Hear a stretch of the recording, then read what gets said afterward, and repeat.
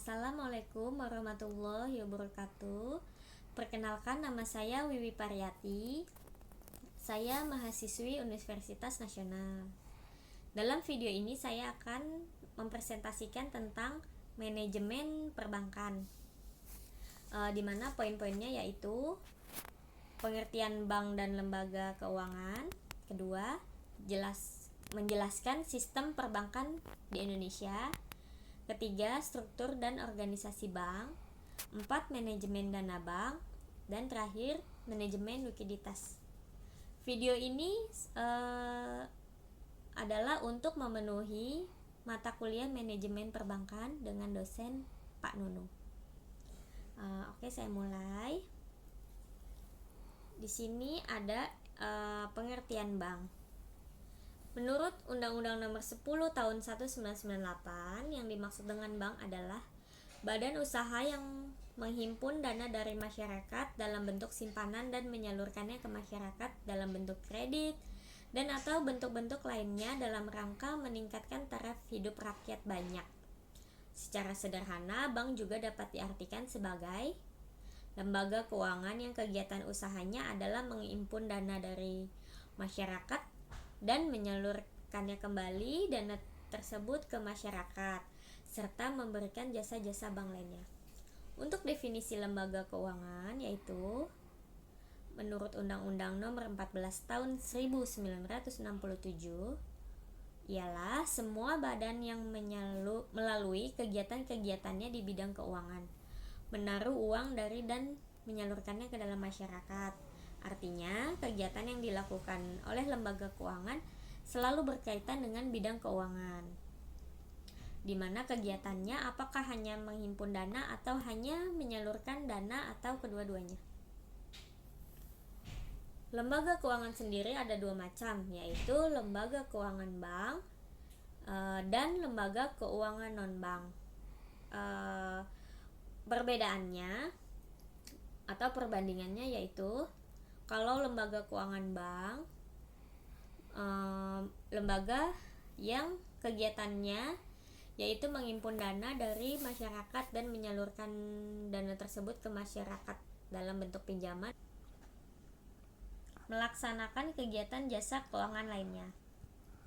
Bank dapat secara langsung menghimpun dana dari masyarakat dalam bentuk giro, tabungan, atau deposito berjangka. Kalau bank umum itu dapat menciptakan uang giral yang dapat mempengaruhi jumlah uang yang beredar di masyarakat. Selanjutnya, lembaga keuangan non-bank. Dia itu hanya difokuskan satu kegiatan keuangan saja. Misalnya perusahaan leasing menyalurkan dana dalam bentuk barang modal kepada perusahaan penyewa atau leasing. Pegadaian juga bisa menyalurkan dana dalam bentuk pinjaman jangka pendek dengan jaminan barang bergerak.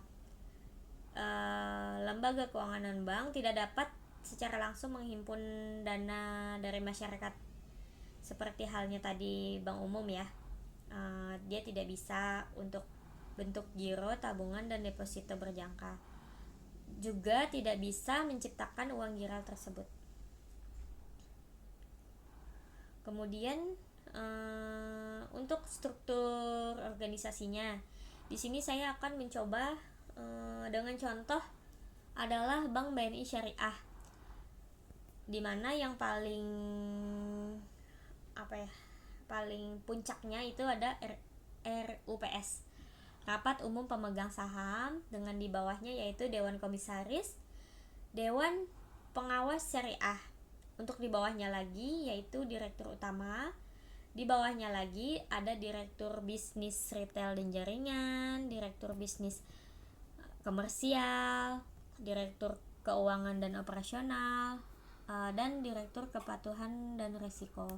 Kemudian untuk di bawah-bawahnya itu ada beberapa divisi-divisi dan staf-staf lainnya masih dalam urutan yang paling terbawah.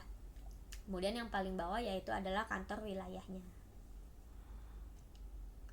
Selanjutnya ada manajemen dana bank. Pengertiannya yaitu kegiatan perencanaan, pengorganisasian, pelaksanaan, dan pengendalian terhadap penghimpunan dana bank. Sumber dana bank yaitu ada dari dalam bank dan ada dari luar bank, yaitu masyarakat atau lembaga lainnya. Dana dari bank: 1. Setoran modal pemegang saham, 2. Cadangan laba, 3. Laba yang belum dibagi. Dana dari masyarakat ada simpanan giro atau demand deposit, ada simpanan tabungan atau saving deposit, ada juga simpanan deposito atau time deposit. Di mana simpanan giro yaitu simpanan yang penarikannya dapat dilakukan setiap saat dengan menggunakan cek atau bilet giro. Untuk simpanan tabungan yaitu simpanan yang penarikannya dapat dilakukan setiap saat, dapat menggunakan buku tabungan, slip penarikan, atau kartu ATM. Kemudian simpanan deposito yaitu simpanan yang penarikannya sesuai dengan jangka waktu dan dapat ditarik dengan bilet deposito atau sertifikat deposito. Dana dari lembaga lainnya itu ada BLBI, ada call money, ada pinjaman dari bank luar negeri juga, dan ada SBPU.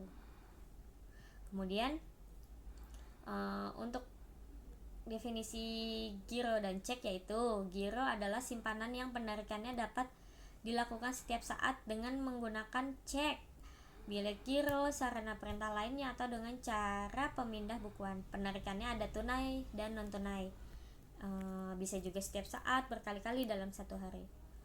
Untuk cek itu surat perintah tanpa syarat dari nasabah kepada bank yang memelihara rekening giro nasabah tersebut untuk membayar sejumlah uang kepada pihak yang disebutkan di dalam cek tersebut atau kepada pembawa cek.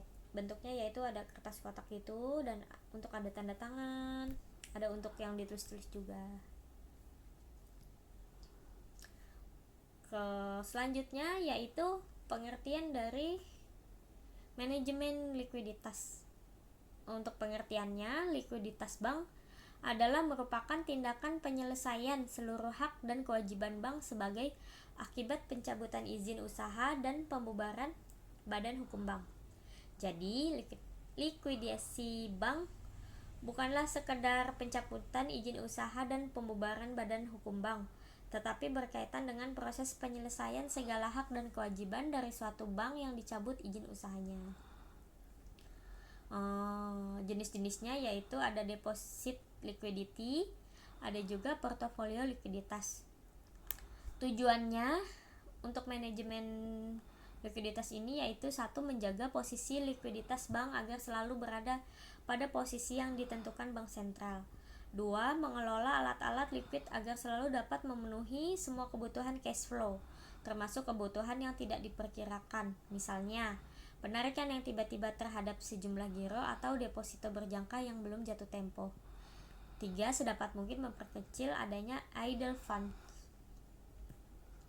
Strategi mengamankan likuiditas sendiri yaitu untuk menjaga posisi likuiditas dan proyeksi cash flow agar selalu berada dalam posisi aman, terutama dalam kondisi tingkat bunga berfluktuasi. Beberapa strategi yang dapat dikembangkan oleh bank yaitu memperpanjang jatuh tempo semua kewajiban bank kecuali bila tingkat bunga cenderung mengalami penurunan, melakukan diversifikasi sumber dana bank, kemudian menjaga keseimbangan jangka waktu aset dan kewajiban, dan memperbaiki posisi likuiditas antara lain mengalihkan aset yang kurang marketable menjadi lebih marketable.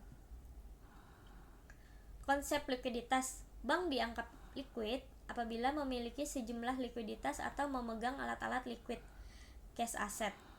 Memiliki likuiditas kurang dari kebutuhan, tetapi bank memiliki surat-surat berharga yang segera dapat dialihkan menjadi kas tanpa mengalami kerugian baik sebelum atau sesudah jatuh tempo. Dan juga memiliki kemampuan untuk memperoleh likuiditas dengan cara menciptakan uang, misalnya penggunaan fasilitas diskonto, call money, penjualan surat berharga, dan repurchase agreement atau repo. Demikianlah presentasi saya. Mohon maaf apabila terdapat kesalahan kata maupun penjelasan. Semoga bisa dapat dimengerti. Sekian dan terima kasih. Wassalamualaikum warahmatullahi wabarakatuh.